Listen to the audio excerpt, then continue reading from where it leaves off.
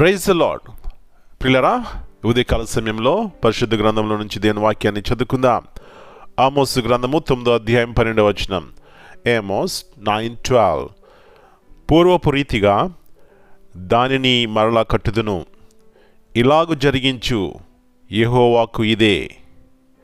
I will rise up his ruins and I will rebuild it as in the days of old. యేసు ప్రభువారి యొక్క అతి శ్రేష్టమైన నామంలో పిల్లరా మీ అందరికీ శుభములు తెలియజేస్తున్నాను. ఈ యొక్క ఉదయకాల సమయంలో నేను కూడా మీతో కలిసి ప్రభువునందు ఆనందించడానికి, దేవుని స్తుతించి ఆరాధించడానికి దేవుడు నాకు ఇచ్చినటువంటి తరుణాన్ని బట్టి ఆయనకి కృతజ్ఞతాస్తుతులు చెల్లిస్తున్నాను.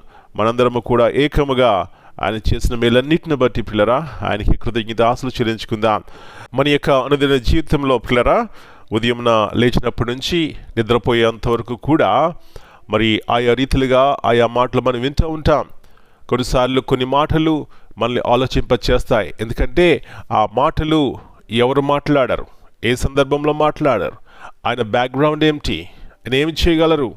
ఒకవేళ ఒక వ్యక్తి మనకి ఏదైనా సహాయం చేస్తాను అన్నాడంటే ఆయన ఎవరు, ఆయన బ్యాక్గ్రౌండ్ ఏమిటి పిల్లరా, దాన్ని బట్టి మనం విశ్వాసం కలిగి ఉంటాం, ఆ మాటలు నమ్ముతుంటాం.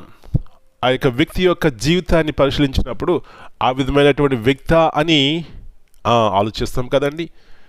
ఈ లోకంలో చూస్తున్నప్పుడే అలాగా మనం ఆలోచించినప్పుడు ఈ మాటలు ఇప్పుడు వింటున్నాం. ఏం వింటున్నామండి? పూర్వపు రీతిగా దానిని మరలా కట్టుదును.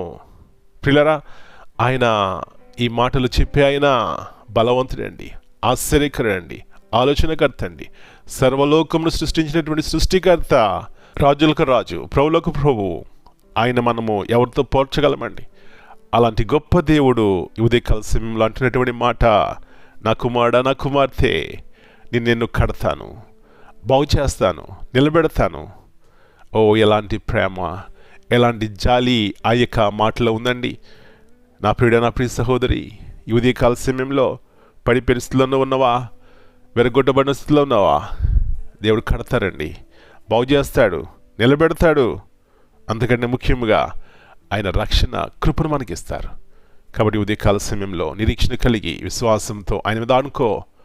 ఆయన కట్టే దేవుడై ఉన్నాడు. ఆ విధముగా విశ్వాసం కలిగి మన జీవితాలు, మన కుటుంబాలు కట్టబడునుగాక. ప్రార్థన చేసుకుందాం. కృపామయుడా, ప్రేమల తండ్రి, మరి నూతన ఉదయకాల సమయాన్ని బట్టి మీకు వందనాలు చెల్లిస్తున్నాం. పడిపోయిన స్థితిలో ఉన్నటువంటి వారిని లేవనెత్తే దేవుడవు, గుండె చెందిన వారిని బాగు చేసేవారు మీరే. ఎటువంటి పరిస్థితులు మేమున్నా కూడా ప్రభు బలపరిచి ఆదరించి నిలబెట్టేవాడు మీరే. ఈ ఉదయకాల సమయంలో మా ప్రతి ఒక్కరిని దర్శించండి. ప్రతి ఒక్కరి జీవితంలో ఏదో సమస్య, ఆత్మ సంబంధమైనది, శరీర సంబంధమైనది, ప్రభువా ఈ లోటును తీర్చేది మీరే. కాబట్టి మీ అందు విశ్వాసం కలిగి మా జీవితాలు కట్టబడడానికి సహాయం ఇచ్చేయమని మరొకసారి మమ్మీ చేతిగా అప్పగించుకుంటూ మీ వాగ్దానాన్ని ప్రతి ఒక్కరి జీవితంలో, కుటుంబాలు నెరవేర్చి శాంతి సమాధానము దయచేయమని, దినములు ఎంతో చెడ్డవి గనుక సమయమును పోనీయక సద్వినియోగం చేసేటువంటి కృప దయచేయమని మమ్మీ చేతిగా అప్పగించుకుంటూ యేసు ప్రభువారి అతి శ్రేష్టమైన నామమును బట్టి ప్రార్థన చేస్తున్నాను తండ్రి. Amen. God bless you all.